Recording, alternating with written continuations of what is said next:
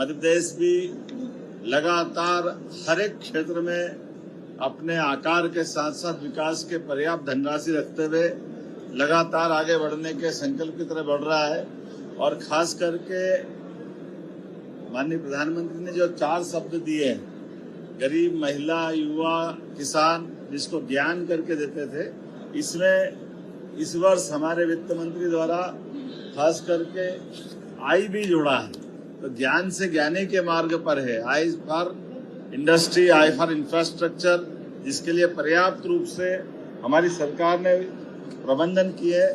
देश के अंदर पहला ये बजट है जो एक तरह से रोलिंग बजट है। रोमिंग बजट के आधार पर हम अपने इस राज्य के अंदर आने वाले 2 वर्ष का भी एक खाका खींच करके इस साल के बजट से अगले साल तक के बजट को जोड़ करके जो हमने विकास का पैमाना बनाया है, अमृतकाल 2047 तक और क्रमशः चरणबद्ध हर 5-5 साल में अपनी राज्य की ग्रोथ लगातार बढ़ती जाए। इसी सिलसिले में बजट 2026-27 का आज का बजट जो विनियोग 4,38,317 करोड़ का है, जिसमें 2026-27 में राज्य का सकल घरेलू उत्पाद 18,48,274 करोड़ का अनुमानित है। 2025-26 में पुनरीक्षित अनुमान जो इसकी वृद्धि है ये 10.69% की वृद्धि है। इसमें प्रति व्यक्ति आय 2024-25 की तुलना में 25-26 में 9% की ग्रोथ हुई है। 2026-27 में पूंजीगत व्यय राज्य के सकल घरेलू उत्पाद का 4.80% अनुमानित है। सकल राज्य घरेलू उत्पाद से राजकोषीय घाटा 3.87%। सामान्यतः ऋण सीमा ये 3% की होती है और हमारे पास इस सीमा के अंतर्गत अतिरिक्त ऋण सीमा 0.87% की है। ऐसे में हम इस दायरे के अंदर राज्य के अंदर पूरे देश के अंदर भारत सरकार की गाइडलाइन के अंदर ही अपने बजट को रख करके आगे बढ़ रहे हैं। ये वर्ष 2026 हमने किसान कल्याण वर्ष के नाते से घोषित किया है। इस नाते से उत्पादन और उत्पादकता के लिए 28,158 करोड़ रुपया, आदान व्यवस्था हेतु 64,995 करोड़ रुपया, उपज के बेहतर मूल्य दिलाने के लिए 8,091 करोड़ रुपया, सुरक्षा चक्र विभिन्न प्रकार के फसल के बीमों के लिए 13,769 करोड़, कुल जमा इस किसान कल्याण वर्ष में कृषि वर्ष के लिए अन्य वित्तीय संसाधन सहित 1,15,013 करोड़ रुपए की धनराशि का प्रबंधन किया है। बहुआयामी गरीबी सूचकांक बजट में राज्य की एक अभिनव और दूरदर्शी पहल है। पूंजीगत व्यय वित्तीय वर्ष 2023-24 में और 24-25 में 25-26 में 30% की ग्रोथ से हमारा राज्य आगे बढ़ रहा है। ये अपने आप में एक बड़ी उपलब्धि है। अधोसंरचना विकास में बजट 26-27 में पूंजीगत व्यय परिव्यय में 1 लाख करोड़ से अधिक है, जो प्रदेश के इतिहास में पहली बार हो रहा है कि हम पूंजीगत व्यय में 1 लाख करोड़ से आगे के इंफ्रास्ट्रक्चर के काम के लिए धनराशि का प्रबंधन रख रहे हैं। समृद्ध मध्य प्रदेश, संपन्न मध्य प्रदेश, सुखद मध्य प्रदेश और सांस्कृतिक मध्य प्रदेश। बगैर संस्कृति के हमारा राज्य अधूरा है और सुखद संपन्न से हमारे राज्य के अंदर गरीबी से लड़ने का, युवाओं को हौसला दिलाने का और इसी आधार पर समृद्धि का मार्ग धारण करने का संकल्प हमारा है। अर्थात सर्वस्पर्शी, समावेशी विकास, सुशासन, पर्यावरण, पर्यटन और सांस्कृतिक पुनरुत्थान पर हमने इस बजट को फोकस किया है। आपने ध्यान दिया होगा, पिछले समय हमने समृद्ध मध्य प्रदेश 2047 का दृष्टि पत्र का लक्ष्य रखने का निर्णय किया है। मुझे इस बात की प्रसन्नता है, इस दिशा में बढ़ते हुए ये कदम हमारा अपने उसी भाव को लेके आगे बढ़ रहा है। जब हमारे छोटे छोटे गांवों तक सड़क पहुंची है, अब आगे बढ़ करके मजरे टोले तक भी हम सड़क ले जाने वाले हैं। इसके लिए 21,630 करोड़ रुपए की धनराशि का प्रबंध रखा है और इसी आधार पर 2026-27 के लिए 800 करोड़ रुपए का हमने इसमें प्रावधान किया है। 4,572 करोड़ के जो विभिन्न क्षतिग्रस्त पुल पुलियां हैं, इनके लिए भी और पुनर्निर्माण के लिए भी हमने समावेशी सब प्रकार के विकास के ऊपर ध्यान दिया है। यही कारण है कि लगभग 900 करोड़ के पुल पुलिया और पुनर्निर्माण के लिए 900 करोड़ की राशि का प्रावधान इस बजट में किया गया है। सिंहस्थ महापर्व को लेकर 13,891 करोड़ रुपए की राशि रखी गई है और 2026-27 में, क्योंकि सिंहस्थ तो 28 में है, ऐसे में आने वाले समय में और भी ऐसे कई कामों के लिए 3,060 करोड़ रुपए की प्रबंधन इस बजट में किया गया। अधोसंरचना के लिए शहरी विकास के दृष्टि से नगरीय निकायों के लिए कई प्रकार के विकास के काम करना है। इसके लिए हमने खासकर अधोसंरचना के लिए एक योजना का नाम दिया है द्वारका योजना।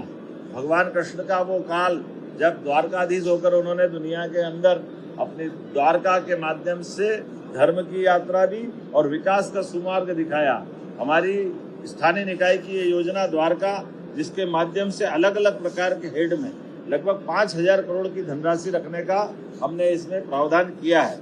मैं ग्रामीण क्षेत्रों के लिए इस वर्ष ये एक अद्भुत योजना बनी है, जिसके आधार पर जहां हमने पिछले समय ग्रामीण जनों को पट्टे दिए थे, उस पट्टे के बजाय लगभग 3,800 करोड़ की लागत से उनको मालिकाना हक देंगे।